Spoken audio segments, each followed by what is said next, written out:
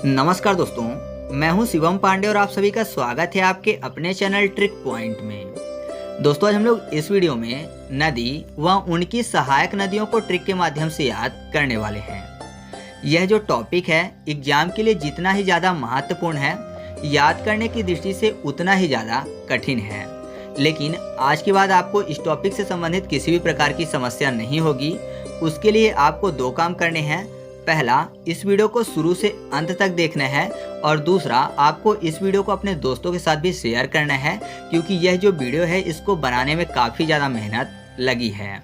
तो देरी ना करते हुए चलिए हम लोग एक एक करके सभी नदियों की सहायक नदियों को ट्रिक के माध्यम से याद कर लेते हैं। सबसे पहले हम लोग बात कर लेते हैं चंबल नदी की। जो चंबल नदी है इसकी चार महत्वपूर्ण सहायक नदियां हैं। एक है क्षिप्रा, दूसरा है पार्वती, तीसरा है बनास और चौथा है काली सिंध नदी। तो देखिए इनको हम लोग कैसे आसानी से याद कर लेंगे। यहाँ पर चंबल की बात हो रही है और चंबल सुनते ही आपके दिमाग में सीधे गया होगा डाकू। चंबल के डाकू बहुत ज़्यादा खतरनाक थे और बहुत ज़्यादा प्रसिद्ध थे। तो आपको पता है जो डाकू होते हैं वो पर्वतों में छिप कर रहते हैं, है ना। जो डाकू होते हैं वो पर्वतों में छिप कर रहते हैं। तो पर्वत फॉर पार्वती नदी और छिपना फॉर क्षिप्रा। तो आपको दो नदियां याद हो गई कि पार्वती और क्षिप्रा जो हैं वो चंबल की सहायक नदियां हैं।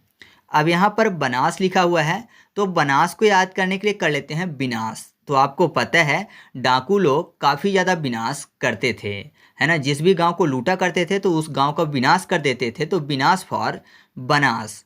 अब जो अगली नदी बची है वो कौन सी है? वो है काली सिंध।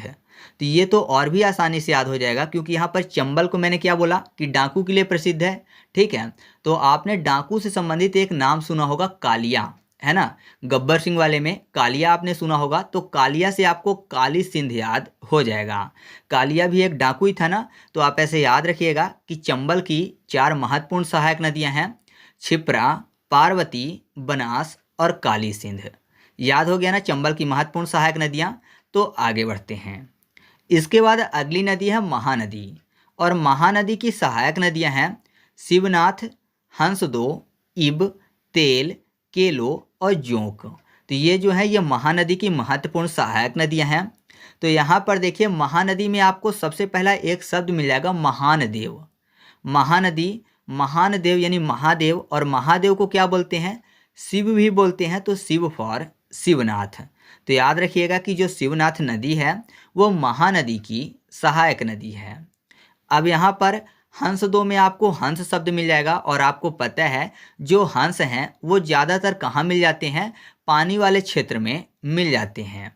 और यहाँ पर महानदी एक ऐसी नदी है जिसके साथ में नदी शब्द जुड़ा हुआ है। बाकी आपको गंगा में, यमुना में, नर्मदा में, सोन में किसी में नदी शब्द जुड़ा हुआ नहीं मिलेगा, लेकिन महानदी में आपको नदी शब्द जुड़ा हुआ मिल जाएगा।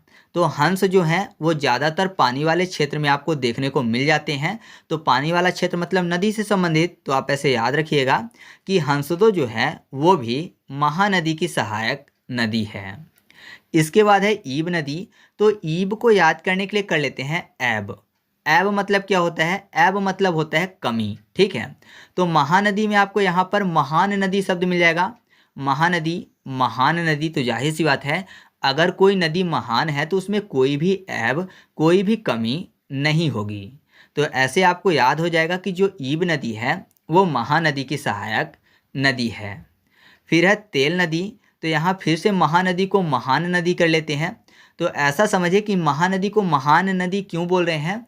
क्योंकि इस नदी में पानी की जगह तेल बहता है। आपको पता है तेल काफ़ी ज़्यादा महंगा है। तो अगर किसी नदी में पानी की जगह तेल बहेगा तो जाहिर सी बात है कि वो नदी महान बोली जाएगी। तो आप ऐसे याद रखिएगा कि जो तेल नदी है ये महानदी की सहायक नदी है।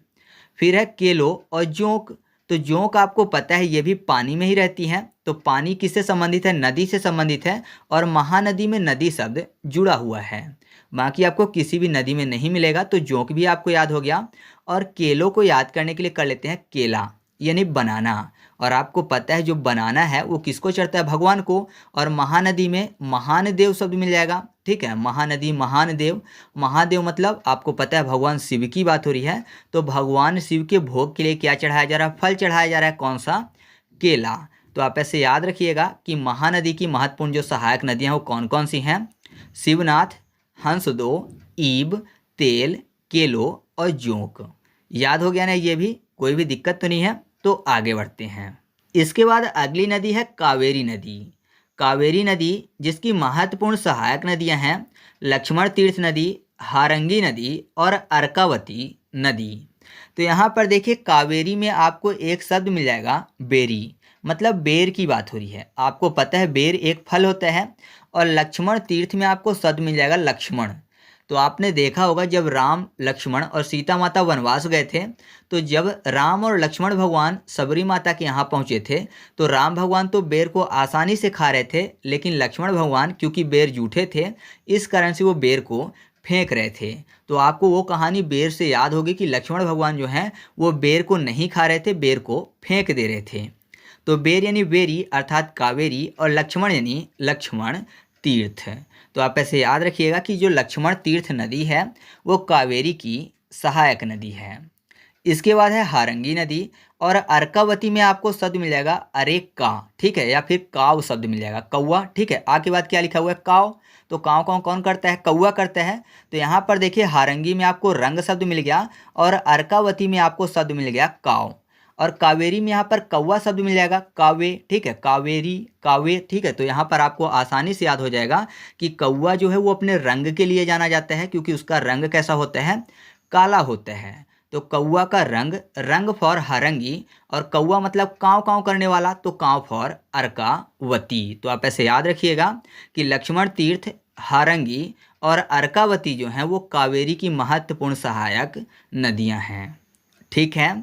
इसके बाद अगला है माही नदी, और जो माही नदी है इसकी जाखम, सोम और चाप महत्वपूर्ण सहायक नदियां हैं। इसके बाद अगली है माही नदी, और माही नदी की महत्वपूर्ण सहायक नदियां हैं जाखम, चाप और सोम। यहाँ पर माही नदी की बात हो रही है। और माही नदी के संबंध में आपको एक चीज़ अच्छे से पता होगा कि जो माही नदी है वो कर्क रेखा को 2 बार काटने का काम करती है ना। माही नदी कर्क रेखा को 2 बार काटने का काम करती है। अच्छा, मुझे कमेंट करके बताइएगा कि मकर रेखा और भूमध्य रेखा को 2 बार काटने वाली नदी कौन सी है। तो माही नदी कर्क रेखा को 2 बार काटती है। तो मान लीजिए किसी को कोई काट ले, जैसे इंसान उसको डॉग काट ले या फिर कैट काट ले, तो जाहिर सी बात है काटने से क्या हो जाएगा, जख्म हो जाएगा, है ना। अगर काट दिया जाए तो जख्म हो जाएगा, तो जख्म फॉर जाखम। तो आप ऐसे याद रखिएगा कि जो जाखम नदी है वो माही की सहायक नदी है। इसके बाद है चाप। तो चाप को 2 तरीके से याद कर सकते हैं।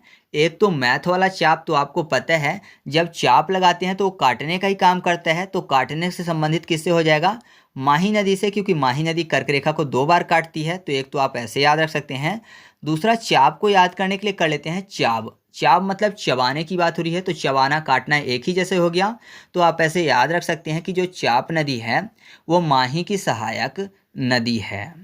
फिर लास्ट बचता है सोम नदी। तो सोम को याद करने के लिए कर लेते हैं सोमवार यानी मंडे, और माही को याद करने के लिए कर लेते हैं माह। माह मतलब मंथ, तो आपको पता है मंथ में ही क्या आता है, सोमवार आता है ना, 4 बार आता है। तो आप ऐसे आसानी से याद रख सकते हैं कि जो माही नदी है उसकी जाखम, सोम और चाप महत्वपूर्ण सहायक नदियां हैं, ठीक है।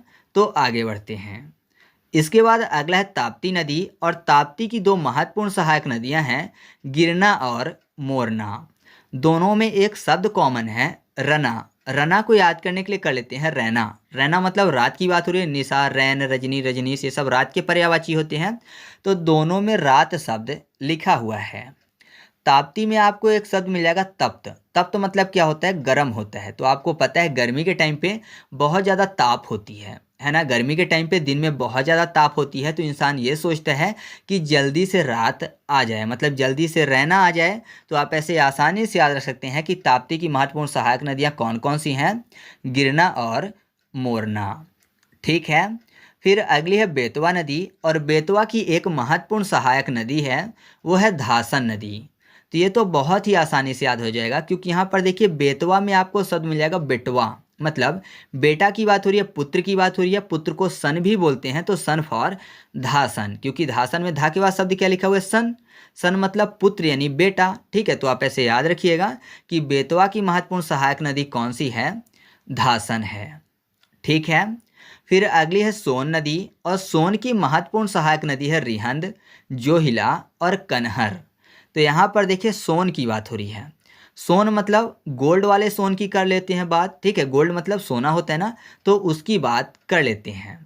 मान लीजिए कोई भी व्यक्ति है जो कि गोल्ड की तस्करी करता है। आपने देखा होगा ज़्यादातर गोल्ड की तस्करी की जाती है। तो अगर कोई गोल्ड की तस्करी करता है तो जाहिर सी बात है कि उसको पकड़ने के बाद रिहा नहीं किया जाएगा, है ना। गोल्ड की तस्करी करने पर रिहा नहीं किया जाएगा, तो रिहा फॉर रिहंद नदी। फिर अगला बात कर लेते हैं कनहर की। तो कनहर में आपको शब्द मिल जाएगा कान। ठीक है, तो आपको पता है कानों में जो है गोल्ड पहना जाता है ना। कानों में गोल्ड पहना जाता है, जैसे कि झुमका हो गया गोल्ड का। तो वो क्या होता है, जैसे मान लीजिए अगर किसी ने झुमका पहना है कान में गोल्ड का, तो वो हिलता है ना, हिलता है, अच्छा लगता है। तो हिलना फॉर जोहिला। जोहिला में हिला शब्द लिखा हुआ है ना, तो कानों में अगर गोल्ड का झुमका पहनते हैं तो वो हिलता है, तो हिलना फॉर जोहिला और कान और कनहर। ठीक है, तो आप ऐसे याद रखिएगा कि सोन की महत्वपूर्ण सहायक नदी कौन सी है, रिहंद, जोहिला और कनहर। ठीक है, तो आपको सोन की भी महत्वपूर्ण सहायक नदी याद हो चुका है। इसके बाद हम लोग बात कर लेते हैं गोमती नदी की। जो गोमती नदी है इसकी महत्वपूर्ण सहायक नदी है सई नदी। गोमती में आपको दो शब्द मिल जाएंगे, एक गौ और दूसरा मती मतलब माता शब्द। तो आपको पता है कि जो गाय है उनको माता बोला जाता है, और गाय को माता बोलना बिल्कुल सही भी है, क्योंकि आपने देखा होगा बहुत सारे छोटे छोटे बच्चे ऐसे होते हैं जिनको कि गाय के दूध से पाला जाता है। आपने देखा होगा अनाथ आश्रम में जैसे कि। तो आपको पता है गाय को माता बोलना बिल्कुल सही भी है, तो सही फॉर सई नदी। तो याद रखिएगा कि जो सई नदी है वो गोमती की महत्वपूर्ण सहायक नदी है। ठीक है, इसके बाद अगला है घाघरा नदी, और घाघरा की महत्वपूर्ण सहायक नदियां हैं सरयू और शारदा।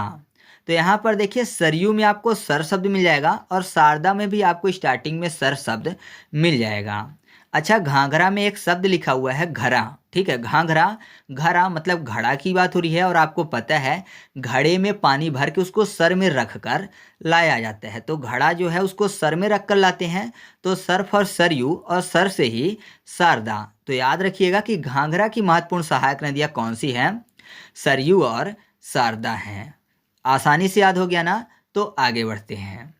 इसके बाद अगला है गंडक नदी, और गंडक की महत्वपूर्ण सहायक नदी है त्रिशूली और मांडी नदी। तो यहाँ पर देखिए मांडी को याद करने के लिए सबसे पहले कर लेते हैं मड। ठीक है, मड शब्द लिखा हुआ है, मड मतलब क्या होता है, कीचड़ होता है। तो जाहिर सी बात है अगर कोई कीचड़ में उतरेगा तो गंदा हो जाएगा, तो गंदा फॉर गंडक नदी। तो आपको याद हो जाएगा कि मांडी किसकी सहायक नदी है, गंडक की सहायक नदी है। और त्रिशूली में आपको एक शब्द मिल जाएगा सूली। तो जाहिर सी बात है अगर कोई गंदा इंसान है, क्रिमिनल है, तो उसको सूली पर चढ़ा देना चाहिए, है ना। सूली में किसको चढ़ाया जाना चाहिए, जो कि गंदा इंसान है। तो आप ऐसे याद रखिएगा कि त्रिशूली किसकी सहायक नदी है, ये भी गंडक की सहायक नदी है।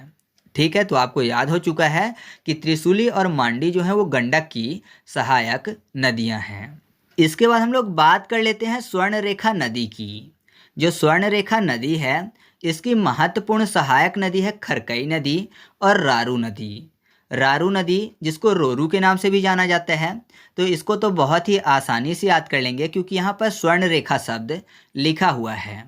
स्वर्ण रेखा को याद करने के लिए कर लेते हैं लक्ष्मण रेखा। आपको पता है लक्ष्मण रेखा किस परिस्थिति में खींचा गया था, जब राम भगवान स्वर्ण मृग के पीछे गए थे और स्वर्ण मृग ने राम भगवान की आवाज़ से सहायता के लिए पुकारा था। तब सीता माता ने बहुत ही ज़्यादा खरी खोटी कही थी लक्ष्मण भगवान को, और रो भी रही थी, बोल रही थी कि तुम नहीं जा रहे हो बचाने तो मैं चली जाऊंगी, ये सब चीज़ें। तो बहुत ज़्यादा खरी खोटी कही थी सीता माता ने और रो भी रही थी। तब लक्ष्मण भगवान ने लक्ष्मण रेखा खींची थी और राम भगवान की सहायता के लिए गए थे। तो खरी खोटी कही थी, खरी कही थी तो खरी कही फॉर खरकई, और रो भी रही थी तो रोना फॉर रारू या फिर रोरू नदी। तो आप ऐसे याद रखिएगा कि स्वर्ण रेखा नदी जो है इसकी महत्वपूर्ण सहायक नदी कौन सी है, खरकई और रारू नदी। ठीक है, इसके बाद हम लोग बात कर लेते हैं यमुना नदी की। और यमुना नदी की महत्वपूर्ण सहायक नदियां हैं चंबल, सिंध, बेतवा, केन और हिंडन। तो इसको तो हम लोग एक बहुत ही छोटे डायलॉग से याद कर लेंगे, क्योंकि वो डायलॉग सब ने सुना होगा। यमुना में यहाँ पर एक शब्द लिखा हुआ है मुन्ना। मुन्ना मतलब बेटा, यानी बच्चे की बात हो रही है। और बच्चे से संबंधित आपने एक डायलॉग सुना है कि जब रात को बच्चा रोता है तो माँ कहती है चुप हो जा, नहीं गब्बर सिंह आ जाएगा। सुना है ना कि जब रात को बच्चा रोता है तो माँ क्या कहती है कि चुप हो जा, नहीं गब्बर सिंह आ जाएगा। तो गब्बर सिंह कौन था? डाकू था। और डाकू के लिए प्रसिद्ध क्षेत्र कौन सा है? तो चंबल है। तो चंबल नदी आपको याद हो चुका है। तो रात को बच्चा रोता है, बच्चा मतलब बेटा, बेटा से बेतवा। अच्छा, बच्चा रोता कैसे है? तो कें करके। तो कें फॉर केन याद हो जाएगा। और जब माँ ऐसा बोलती हैं कि बेटा चुप हो जा, नहीं गब्बर सिंह आ जाएगा, तो बेटा चुप ही नहीं होता बल्कि वो एकदम सीधा हो जाता है, शांत एकदम, जैसे कि पहले कुछ हुआ ही ना हो। तो डर के मारे बेटा जो है एकदम सीधा हो जाता है। तो सीधा फॉर सिंध। और सीधा होने के साथ साथ वो हिडन हो जाता है, मतलब छिप जाता है डर से। तो हिडन फॉर हिंडन। तो आप ऐसे याद रखिएगा कि चंबल, सिंध, बेतवा, केन और जो हिंडन है वो यमुना की महत्वपूर्ण सहायक नदी हैं। याद हो गया ना? एक महत्वपूर्ण डायलॉग से आपको यमुना की सभी महत्वपूर्ण सहायक नदियाँ। ठीक है, आगे बढ़ते हैं। इसके बाद हम लोग बात कर लेते हैं दामोदर नदी की। और दामोदर नदी की महत्वपूर्ण सहायक नदियाँ हैं बराकर, बोकारो और कोनार। तो ये भी बहुत ही आसानी से याद हो जाएंगे। बस आपको एक शब्द याद रखना है कि दामोदर में दम शब्द लिखा हुआ है। दम मतलब ताकत, और दम जो है उसको बरकरार रखना पड़ता है ना? जो दम है उसको बरकरार रखना पड़ता है। तो बरकरार से आपको ये तीनों नदियां याद हो जाएंगी।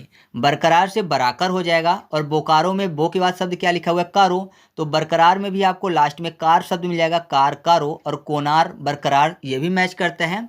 तो आप ऐसे याद रखिएगा कि दम बरकरार करना पड़ता है। तो आपको याद हो जाएगा कि दामोदर की महत्वपूर्ण सहायक नदियाँ कौन सी हैं? बराकर, बोकारो और कोनार। ठीक है, इसके बाद अगली जो नदी है वो है लूनी नदी। और लूनी की महत्वपूर्ण सहायक नदी है जवाई और खारी नदी। तो एक तो आपको पता है खारी मतलब साल्टी, और जो लूनी नदी है इसको साल्ट रिवर के नाम से जाना जाता है। तो आपको ये तो याद हो चुका है कि खारी नदी किसकी सहायक नदी है? लूनी की सहायक नदी है। अब जवाई को याद रखना है। तो जवाई को याद करने के लिए कर लेते हैं जमाई। ठीक है, जमाई राजा आपने सुना हुई होगा और सीरियल भी देखा होगा शायद। तो जमाई की बात कर लेते हैं। और जब जमाई घर पे आते हैं तो घर वाले क्या करते हैं कि ये चीज़ें भी लो, ये चीज़ें, मतलब खाने के लिए उनको बहुत सारी चीज़ें देते हैं और हमेशा बोलते हैं कि जमाई जी ये लो, है ना? तो लो नी फॉर लूनी। तो आप ऐसे याद रखिएगा कि जो जवाई नदी है ये भी लूनी की महत्वपूर्ण सहायक नदी है। तो लूनी की दो महत्वपूर्ण सहायक नदियाँ कौन कौन सी है? जमाई और खारी। तो इस तरीके से अपना पार्ट 1 यहीं पर कंप्लीट होता है। अब जो आगे बची हुई नदियां हैं जैसे ब्रह्मपुत्र नदी, गोदावरी नदी, नर्मदा, सतलज, ब्यास, गंगा, ये सब नदियां, तो इनकी महत्वपूर्ण सहायक नदियों को हम लोग अगले वीडियो में याद करेंगे। तो अगर आपको ये वीडियो अच्छी लगी हो तो वीडियो को लाइक कर दीजिएगा और अपने दोस्तों के साथ भी शेयर कर दीजिएगा। तो चलिए मिलते हैं अगले पार्ट में, तब तक के लिए जय हिंद।